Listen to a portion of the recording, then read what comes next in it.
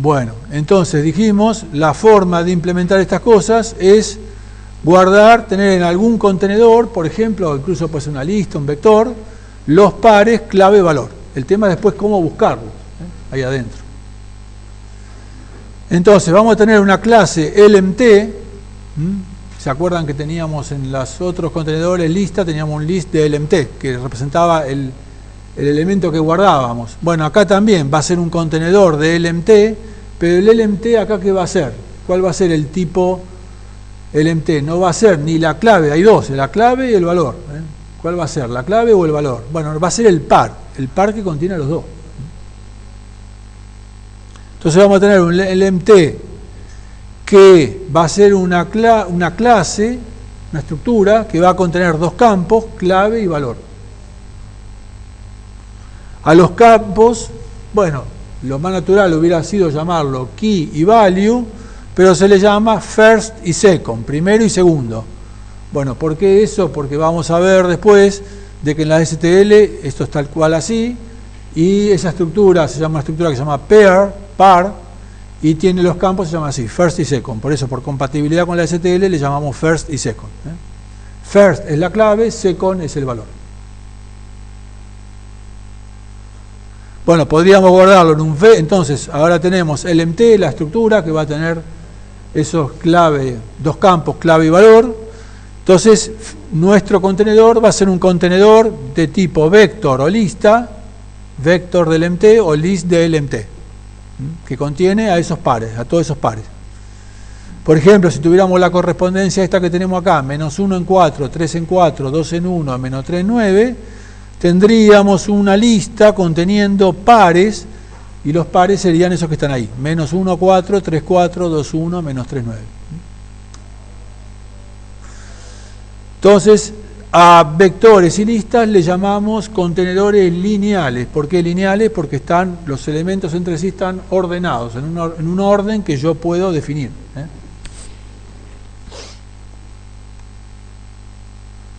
Entonces nos vamos a basar en contenedores lineales. Después vamos a ver que hay implementaciones más eficientes con árboles, etcétera. Por ahora vamos a pensar en contenedores lineales. O sea, de alguna forma, en una lista o en un vector metemos todos los pares de asignación.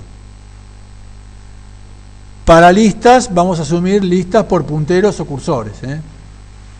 No olvídense de listas por arreglos. Acá estamos hablando, cuando hablamos de listas, hablamos de listas por punteros, listas con celdas enlazadas por punteros o cursores. Por ahora vamos a pensar en que primero vamos a considerar el caso en que los pares están desordenados. Así como están, los voy metiendo ahí.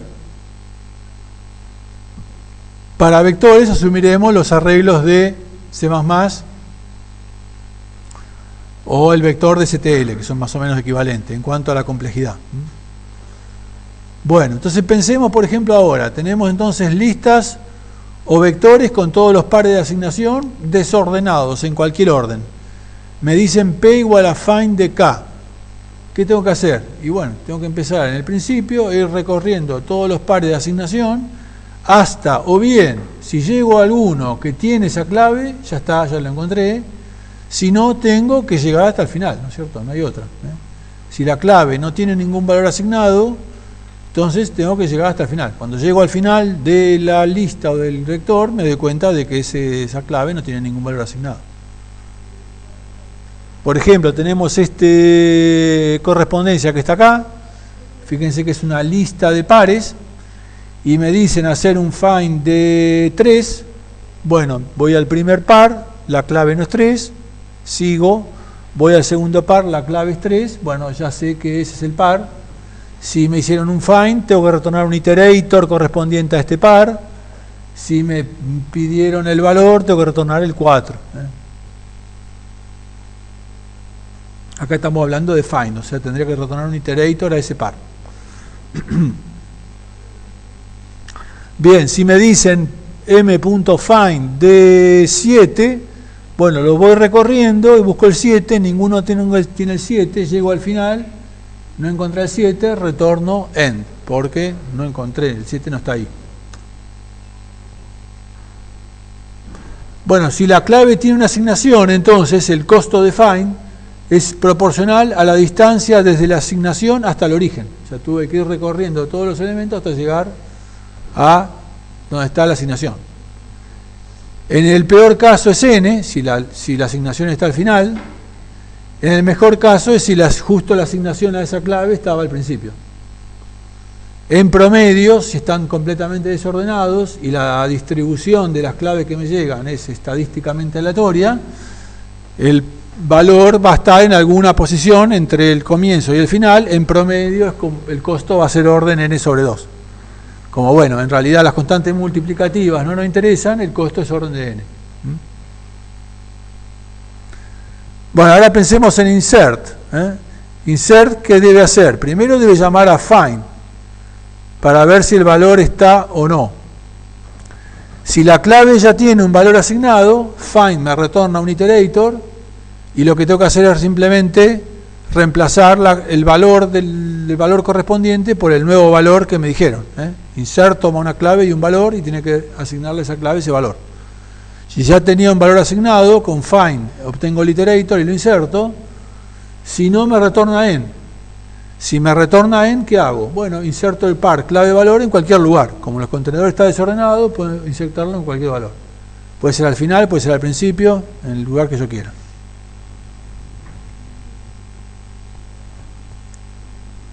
En todos los casos, una vez que encontré, que hice el find y que encontré, ya sea que sea end, o sea, después del find, el costo es, para insert, tengo que hacer primero el find. Una vez que hago el find, el costo es orden de 1, ya sea que la clave esté o no esté asignada. ¿Por qué? Supongamos que son con listas. Y supongamos que el valor no estaba, supongamos que el valor estaba en el contenedor. Supongamos que tenemos esta correspondencia de acá, y me dicen insert de 3, 8. Bueno, voy y lo encuentro. Una vez que lo encuentro, reemplazar el valor es orden de 1, ¿no es cierto? O sea, lo que les quiero decir es que del insert el costo es el find, encontrar. A su vez, si no estaba, bueno, tuve que recorrer todo el contenedor y la clave no estaba, bueno, tengo que insertar el par clave-valor, pero lo puedo insertar en cualquier lado, puede ser en el began, en end, en cualquier lado. Así que el costo es orden de 1, ¿no? Más allá del find, después del find. Y para vectores lo mismo. Para vectores, si esto fuera un vector, también lo mismo, ¿no es cierto? Si lo encuentro, simplemente reemplazo el valor ahí en el vector, en esa posición correspondiente del vector, inserto en la parte valor, reemplazo el nuevo valor. Si no estaba, lo puedo insertar al final, porque está desordenado. Fíjense que si estuviera ordenado y fuera un vector, ahí sería un problema, ¿no es cierto? Porque al querer insertar en una posición, en un vector ordenado, quiero insertar en un valor, tengo que correr todos los que están desde esa posición al final en una posición para atrás. O sea que el costo del insert es el costo del find. Después las operaciones siguientes son orden de 1.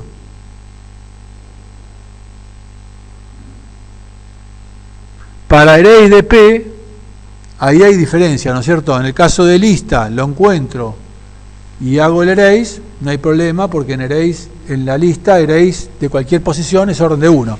Pero en el caso de un vector, si encuentro la clave, está por el medio y tengo que hacer un erase, ahí, si lo borro, tengo que traer todos los otros una posición para adelante.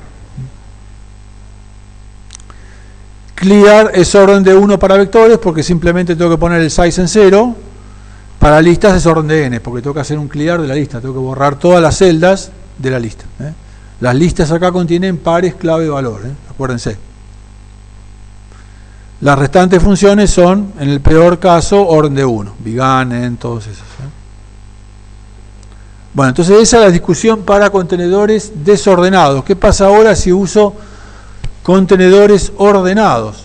Una posibilidad de reducir el tiempo de ejecución es usar contenedores ordenados. Los pares de asignación están ordenados de menor a mayor según la clave.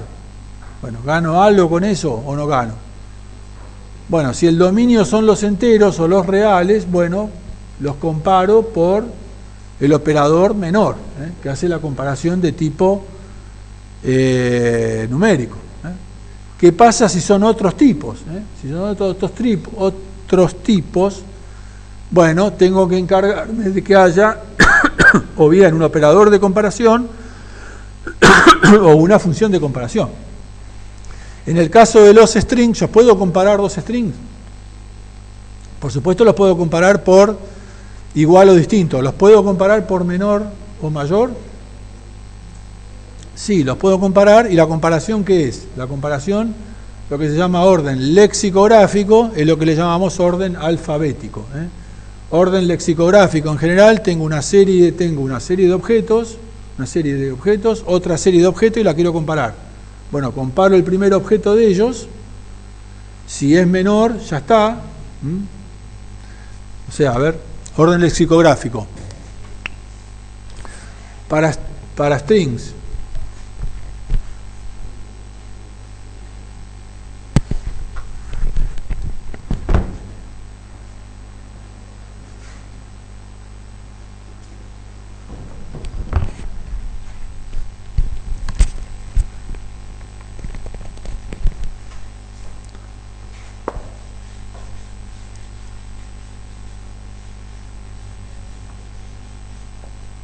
Orden lexicográfico. Tengo dos strings, saca y saco. Y los comparo por orden lexicográfico, lo llamamos alfabético. Bueno, voy y miro los primeros caracteres, son iguales, no puedo decir nada, avanzo al siguiente. Son iguales, avanzo al siguiente. Son iguales, avanzo al siguiente. Son distintos, bueno, A es menor que O en el orden ASCII, y por lo tanto digo que saca es menor que saco. ¿Está? Si fuera saca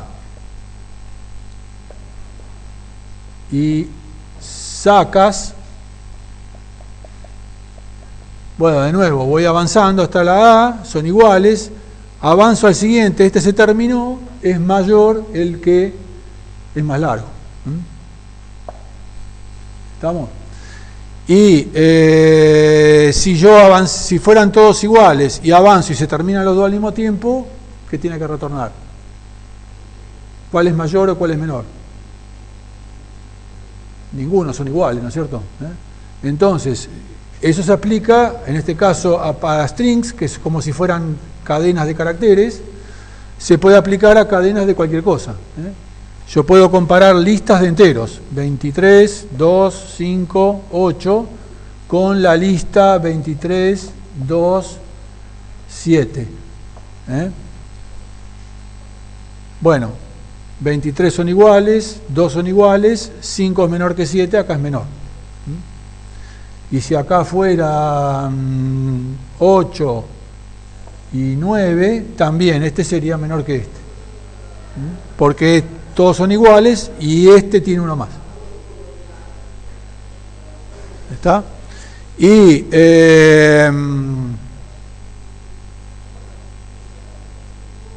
si son, los comparo todos, son todos iguales y tienen la misma longitud, son iguales. En este caso los pensamos como serían tuplas de enteros. Y esto se puede aplicar a cualquier estructura. Si yo tuviera una estructura que tiene un string, un float, un double y lo que sea, un cuaternión, bueno, los voy comparando. Si encuentro algo, donde encuentre un par de elementos correspondientes que son distintos, ya está, ya sé cuál es menor y cuál es mayor. Y si no, si uno se termina, es mayor el que tiene mayor longitud, y si tienen la misma longitud y son todos los elementos correspondientes iguales, es porque son iguales. Bien, entonces eso es el orden lexicográfico.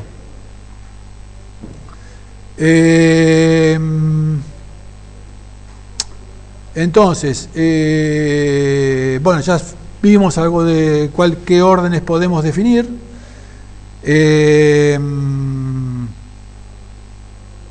Entonces, para listas para acá lo queremos hacer estamos almacenando pares clave-valor de una correspondencia, decimos que los vamos a mantener ordenados. Entonces, si la clave es un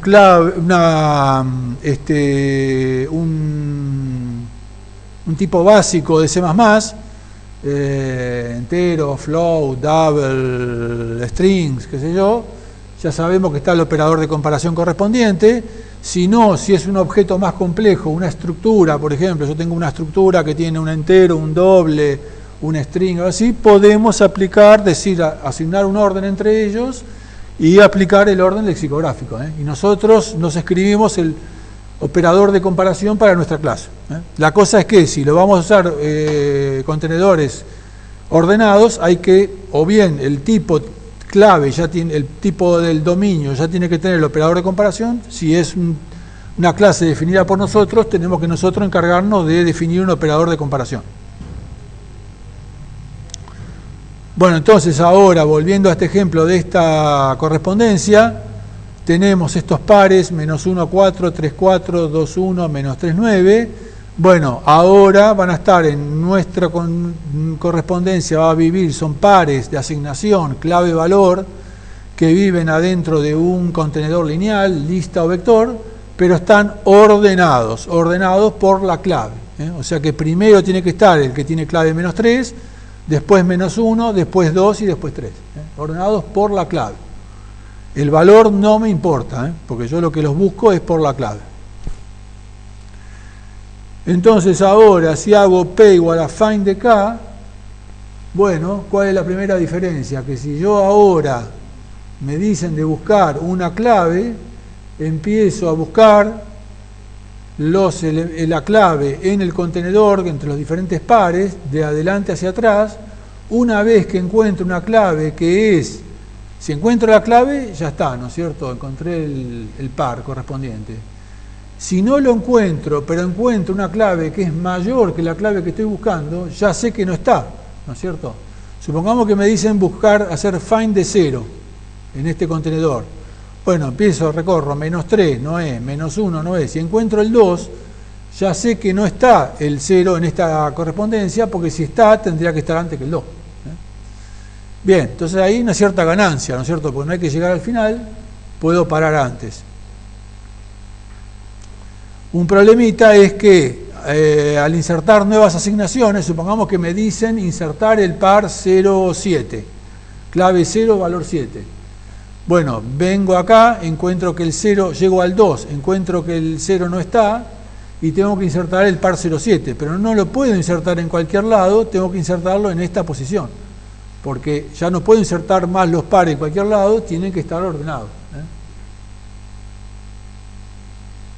Y fíjense, ya acá ven por qué cuando tenemos un iterator a un par y miro las funciones key y val que teníamos, que me permitían acceder a la clave y el valor de ese par, la que retorna el valor retorna una referencia, lo puedo modificar, mientras que la clave no, ¿no es cierto? Porque si yo tuviera un iterator, ahí está el par, al par 2, 1.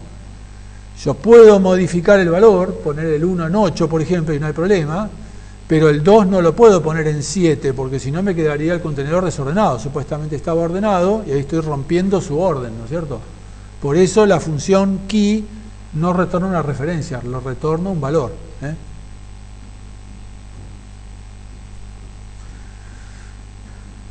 Bien, entonces bueno, entonces vamos a tener una clase LMT, que es la que guarda los pares clave asignación. En esa clave tenemos campos first y second. El first es de tipo domain T, el tipo del dominio, y el second es de tipo range T, el contradominio. Si fuera un mapeo de enteros en string, domain sería entero, range sería string. Y el LMT, el tipo del elemento del contenedor, es una estructura que contiene un campo con cada uno de esos dos. Y la clase map va a ser una clase que va a contener, por composición, va a contener adentro una lista L de esos LMT.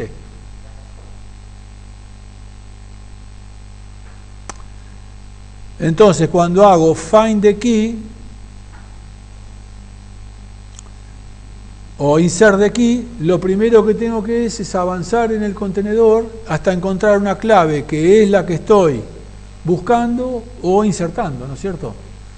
Esa es una función que va a ser muy útil, y ya les digo, no lo inventé yo, existe, que es, y lo vamos a llamar lower bound, cota inferior, quiere decir, lower bound. Bound quiere decir cota, lower inferior. Es, dado un contenedor lower bound, debe retornar la posición, la primera posición donde yo podría insertar esa clave sin modificar el orden. ¿Está? Por ejemplo, acá me dicen lower bound de 5. Bueno, yo voy recorriendo y llego al 5. Bueno, perdón, estos no están ordenados, ¿no? Estamos hablando de un contenedor lineal que esté ordenado. Por ejemplo, 1, 3, 5, 8, 22, 30. Me dicen lower bound de 8. Bueno, yo empiezo a recorrer, encuentro un elemento mayor o igual que el que estoy buscando, el primero que encuentro, ese es el iterator que tengo que retornar. ¿Está? ¿Por qué? Porque si yo insertara el 8 acá, quedaría ordenado. También podría insertarlo acá, porque tiene que ser el primero. ¿Está? Bueno, el chiste es recorrer el contenedor y está ordenado el contenedor, una precondición, tiene que estar ordenado. Lo recorro de adelante hacia atrás, el primer elemento mayor o igual que el que estoy buscando, esa posición es la que tengo que retornar. ¿Está? Si el elemento que estoy buscando es mayor que todos los elementos del contenedor, retorno en. Por ejemplo, acá me dicen lower bound de 40, tengo que retornar en. En cierta forma es como si al final hubiera en el en hubiera un infinito, ¿no es cierto? Entonces, si busco 40, el primero mayor o igual es infinito. Entonces, por eso retorna en. Bien, entonces, lower bound, fíjense, toma la clave key y retorna eso que le dije, la primera posición donde podría insertar el elemento. Puede ser que el elemento esté ahí o no, en la primera donde esté un elemento mayor o igual. Si me dicen lower bound de 7, también tiene que retornar 8, ¿no? Porque el 7 tendría que ir entre el 5 y el 8. Bien. Entonces, hace iterator p igual a l.began, while p no es n, se fija el elemento que está en la posición p actual, a eso le llamamos DOM. Si ese elemento es mayor o igual que la clave que estoy buscando, lo retorna, si no avanza. Una vez que salgo de este lazo, si salgo de este lazo y no retorné, es porque el elemento no estaba en el contenedor. Entonces retorno en. ¿Está lo que dijimos? Retorna el primer elemento mayor o igual que el elemento que estoy buscando. Aquí, si key es mayor que todos los elementos del contenedor, retorna en. Bueno, este lower bound nos va a servir para varias cosas, va a servir para find y para insert. Bueno, eso lo cortamos acá.